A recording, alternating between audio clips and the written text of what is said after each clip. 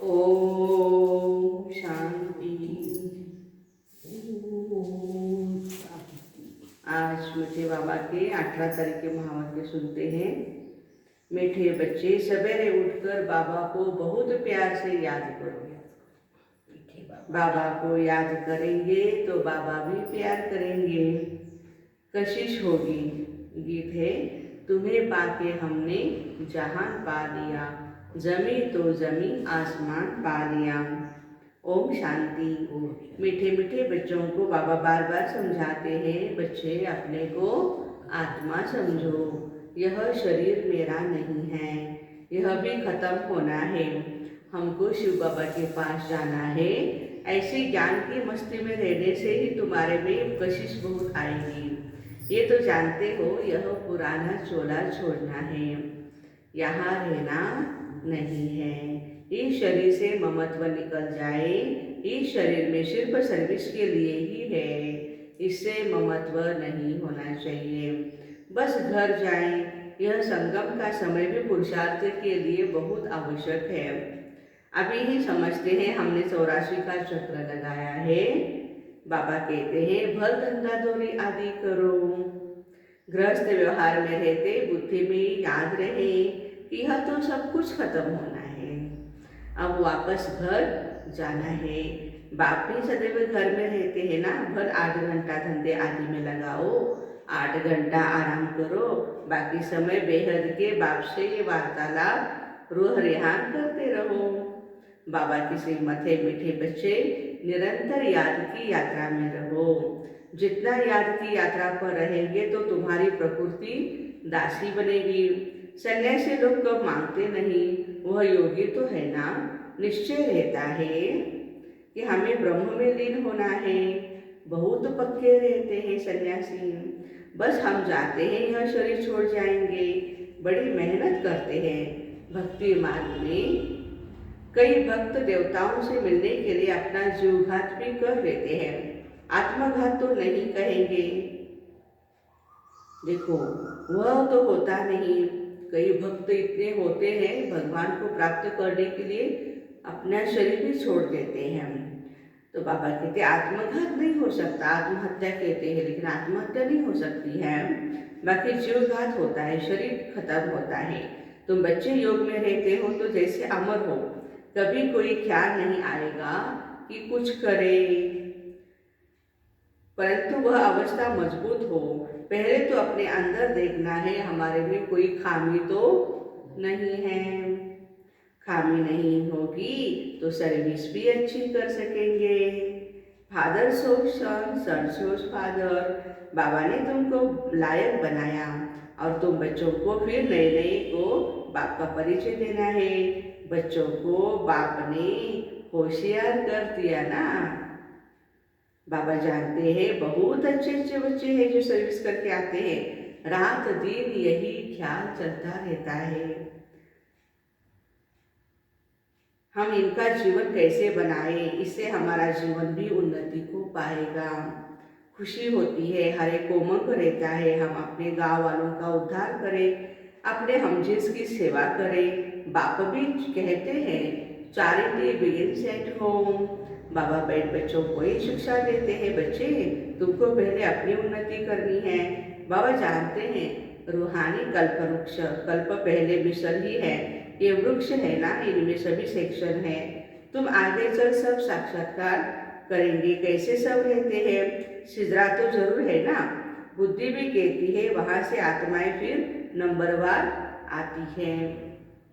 तो बच्चों का विचार सागर मंथन चलना चाहिए, ऐसे ऐसे सर्विस करें, यह करें। साथ साथ बाप की याद भी रहनी चाहिए, याद से ही उन्नति होती है।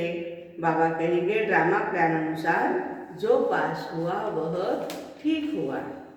जो भी होता है अच्छा होता है।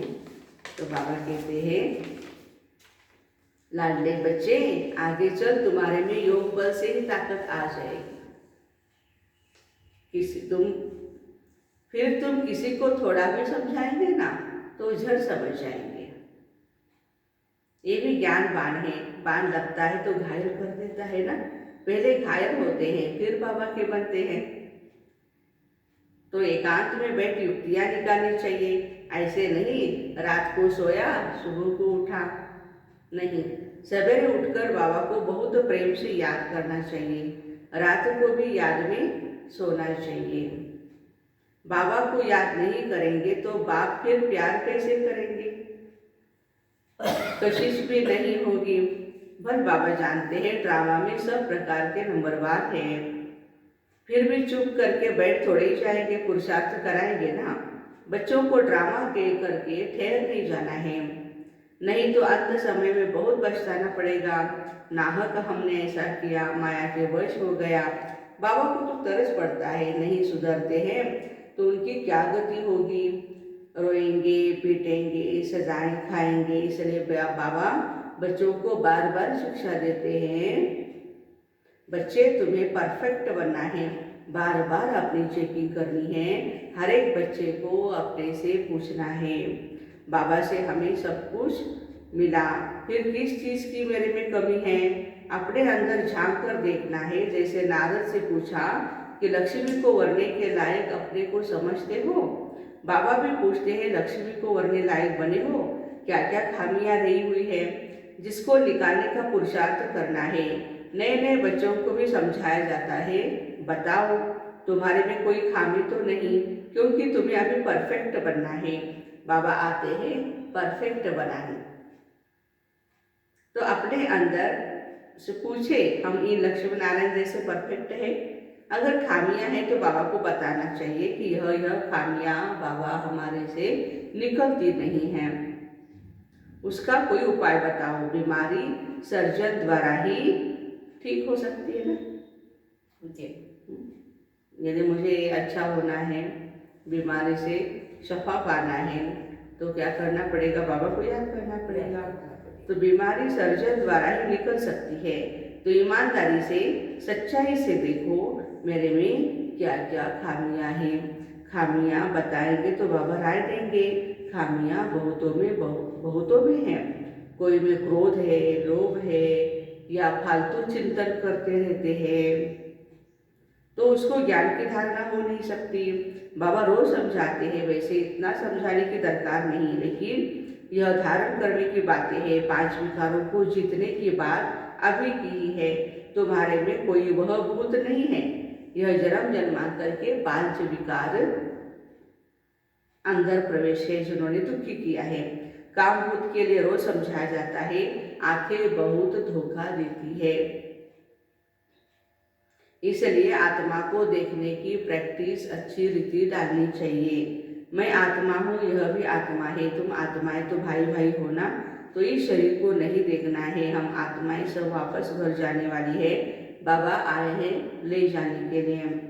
बाकी यह देखना है हम सर्वगुण संपन्न बने हैं, कौन सा गुण कम है। आत्मा को देख बाबा बताया जाता है कि इस आत्मा में ये खामी है, तो फिर बैठकर करंट दे, इनसे ये बीमारी निकल जाए। स्पेशल उसके लिए योग करें। बच्चों को बाबा से बहुत मीठी मीठी बातें करनी चाहिए। बाबा आप ऐसे हो, बाबा आप कितने मीठे हो। तो बाबा की याद से, बाबा की महिमा करने से भूत भागते रहेंगे और तुमको खुशी रहेगी। तुम जानते हो यह झाड़ बहुत धीरे धीरे वृद्धि को पाता है। माया तो चारों तरफ से घेराव डालती है, माया का परछाया ऐसा पड़ता है जो एकदम गुम हो जाते हैं, बाबा का हाथ ही छोड़ देते हैं। तुम हर एक बच्चे का कनेक्शन शिव बाबा के साथ है, बाकी बच्चे तो नंबरवार निमित्त है। अव्यक्त महावाक्य अंतिम सर्विस का अंतिम स्वरूप, अपने अंतिम स्वरूप का साक्षात्कार होता रहता है ना, क्योंकि जितना जितना नजदीक आते जाते हैं उतना ऐसे अनुभव होगा जैसे कोई सन्मुख वस्तु दिखाई दे रही है। ऐसे ही अनुभव होगा कि अभी अभी यह बनेंगे। जैसे वृद्ध अवस्था वालों को स्मृति रहती है कि मैं अभी वृद्ध हूँ, अभी अभी जाकर बच्चा बनूंगा, ऐसे ही अपने अंतिम स्वरूप की स्मृति नहीं, लेकिन स्पष्ट सन्मुख स्पष्ट रूप से साक्षात्कार हो, अभी यह हूँ फिर ये बनूंगा। जैसे शुरू में सुनाते थे कि जब मंजिल पर पहुंच जाएंगे तो ऐसे समझेंगे कि कदम रखने की देरी है, एक पाँव रख चुके हैं, दूसरा रखना है, बस इतना अंतर है। तो ऐसे अपनी अंतिम स्टेज की समीपता का अनुभव होता है। अपरोक्ष स्पष्ट साक्षात्कार होता है। जैसे आईने में अपना रूप स्पष्ट दिखाई देता है, वैसे इस नॉलेज के दर्पण में ऐसा ही अपना अंतिम स्वरूप स्पष्ट दिखाई दे। जैसे कोई बहुत अच्छा सुंदर चोला सामने रखा हो और मालूम हो कि हमको ये धारण करना है, तो न चाहते हुए भी धारण करने का समय जैसे जैसे नज़दीक आता जाएगा तो अटेंशन जाएगा, क्योंकि सामने दिखाई दे रहा है। ऐसे ही अपना अंतिम स्वरूप सामने दिखाई देता है, उस स्वरूप तरफ अटेंशन जाता है।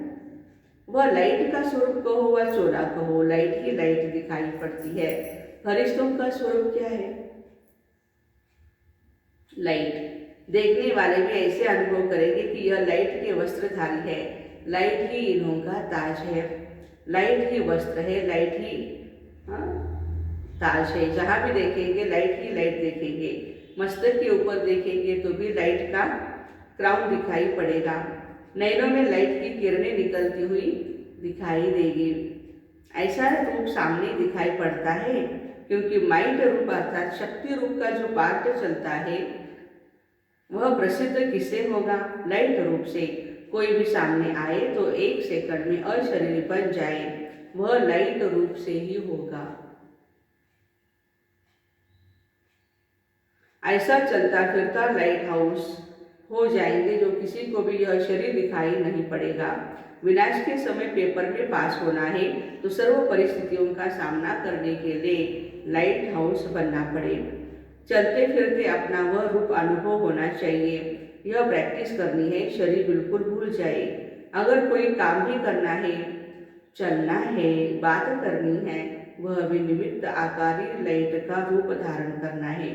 जैसे पार्ट बजाते समय चोला धारण करते हो, कार्य समाप्त हुआ, चोला उतारा। 1 सेकंड में धारण करेंगे, 1 सेकंड में नारे हो जाएंगे। जब यह प्रैक्टिस पक्की हो जाएगी तो यह कर्मभोग समाप्त हो जाएगा।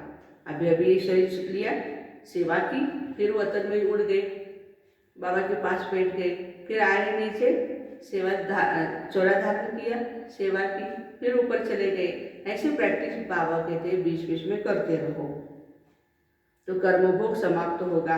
जैसे इंजेक्शन लगा करके दर्द को खत्म कर देते हैं ना, हड्डियों की तो शरीर से न्यारा होने का अभ्यास कराते हैं, ऐसे ही स्मृति स्वरूप का इंजेक्शन लगाकर देह की स्मृति से गायब हो जाएंगे। स्वयं भी अपने को लाइट रूप अनुभव करो तो दूसरे भी अनुभव करेंगे।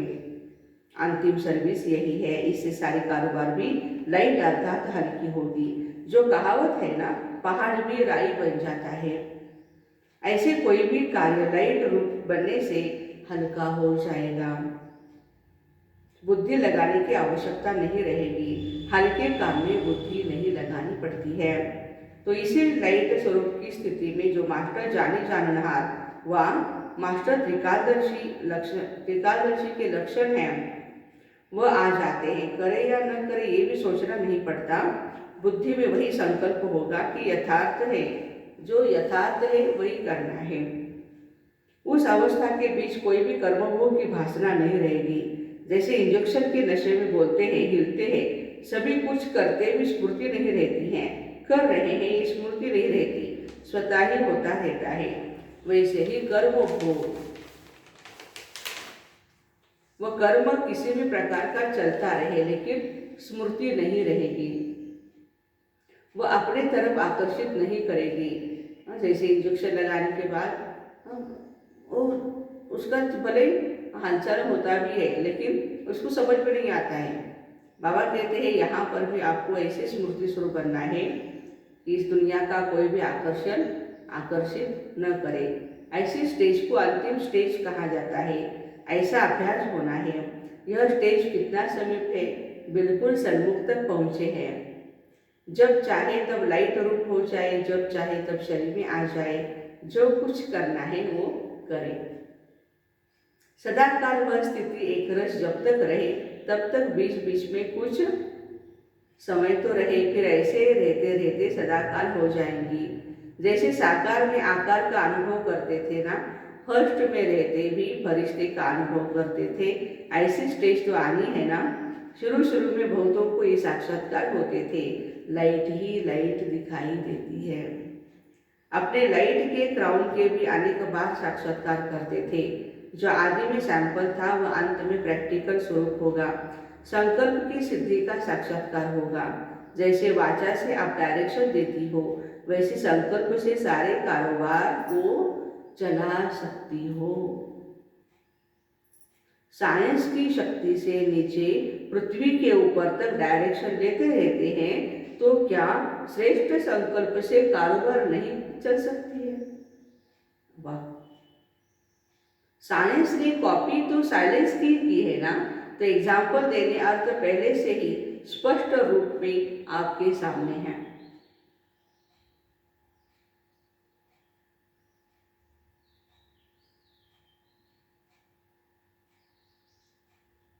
कल्प पहले तो आप लोगों ने किया है ना, फिर बोलने की आवश्यकता नहीं। जैसे बोलने में बात को स्पष्ट करते हैं, वैसे ही संकल्प से सारी कारोबार चले।